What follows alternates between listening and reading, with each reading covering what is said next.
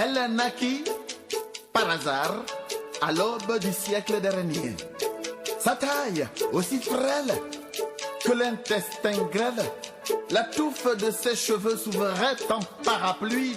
Je suis Tanguy Privangimbi, écrivain gabonais, auteur d'un recueil de poèmes aux larmes. Je suis présentement ici pour la journée organisée par le groupe Le Syndicat, qui a pour thématique l'écrivain gabonais, une voix autorisée. La journée a commencé depuis 10 heures et au cours de cette journée, nous avons échangé au cours de la thématique que je venais à peine de vous citer. Après autorisé, il y a un point d'interrogation parce qu'on s'interroge pour savoir si cet écrivain a besoin d'autorisation pour pouvoir s'exprimer.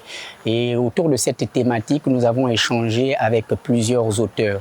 Il y a eu Nanette, qui est d'abord chanteuse, interprète, mais depuis ces derniers temps, elle a pu découvrir des nouveaux talents d'écrivaine. Donc, elle a participé à un recueil de poèmes, donc c'est ce qui a nécessité sa présence ici. Nous avons également des auteurs comme Destinée, Mouette, qui a également été présente au cours de nos panels à plusieurs reprises. Pourquoi? Parce qu'elle a plusieurs recueils de poèmes ainsi que des recueils de nouvelles et par la suite aussi un roman. Donc elle est venue également discuter avec nous, encore partager avec nous sur la question de l'écrivain gabonais, une voix autorisée. Donc, hormis cela, nous avons également eu des vétérans de la littérature gabonaise tels que Alno Ngouan, qui est un ancien écrivain gabonais, auteur d'un recueil de nouvelles. Il dit: quand suis-je inhumé, je pense, hein? Et le livre qui a nécessité sa présence ici est son dernier roman intitulé Les Veuves. Donc au cours des Veuves, on a essayé un peu de dégager les thématiques qui sont abordées dans le texte et on a essayé un peu d'extirper l'autorisation même de l'écrivain gabonais, la capacité de pouvoir s'exprimer et de donner son avis. La journée ne s'est pas seulement focalisée sur cette journée d'aujourd'hui. Normalement, c'est une semaine organisée avec un grand live qui était en direct. Il y avait des écrivains tels que Bénitien Mouchedi qui vit en France, le presque grand Boom qui est au Canada. Donc, il y avait un live autour de cette thématique. Il y avait plusieurs invités et elle va se poursuivre jusqu'au 25. Donc, pour notre part ici au Gabon, c'est la journée qui est en train de se dérouler qui nous a un peu réunis présentement. Nous avons apprécié la réaction du public parce que tout le monde s'est senti dans l'événement et tout le monde a essayé de participer en essayant aussi de donner à sa manière cette définition ou encore cette réponse à cette grande interrogation. D'autres sont restés un peu spéculatifs, d'autres ont également sont restés sceptiques et n'ont pas voulu se prononcer. Donc, nous sommes toujours dans le cadre de la semaine considérable et puis j'espère que vous aussi vous êtes des êtres considérables. Merci. À nul autre pareil. Et elle se balançait et elle se dandinait. Et alors, très vite, elle tomba enceinte. Toute la contrée la vit enceinte.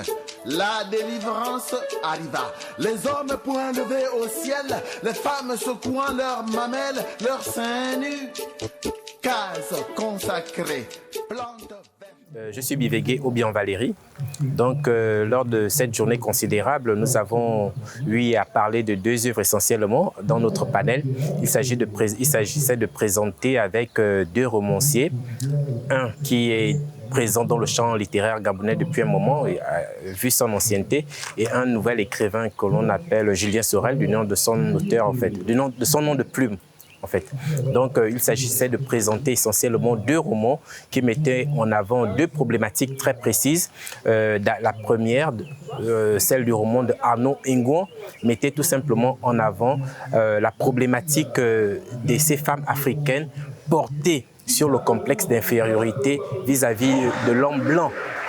Donc, à travers des relations et amoureuses qui étaient mises en scène dans le roman, le constat qui s'en dégageait, c'était tout simplement le fait que la femme africaine, de manière générale, au contact de l'homme blanc, était déshumanisée. Par contre, dans le deuxième roman, celui de Julien Sorel, c'était un nouvel écrivain qui a présenté son premier roman. Il s'agissait de voir comment l'amour impossible s'agence dans un environnement provincial. Donc, 2 jeunes qui font la connaissance en province et qui finissent par tomber amoureux. Malheureusement, les valeurs inopérantes de la société dans laquelle ils évoluaient vont faire en sorte que ce jeune couple qui avait un avenir idéal soit frappé par le destin, donc la fatalité. C'est un peu le condensé des 2 interventions que nous avons eues à travers les écrivains que nous avons interrogés. C'est le conte de Moulé. Moulé, fierté de son village, qui, emporté par les bourrasques de l'amour, va rompre avec les coutumes ancestrales de sa communauté. La communauté du Cap, la communauté de l'amour.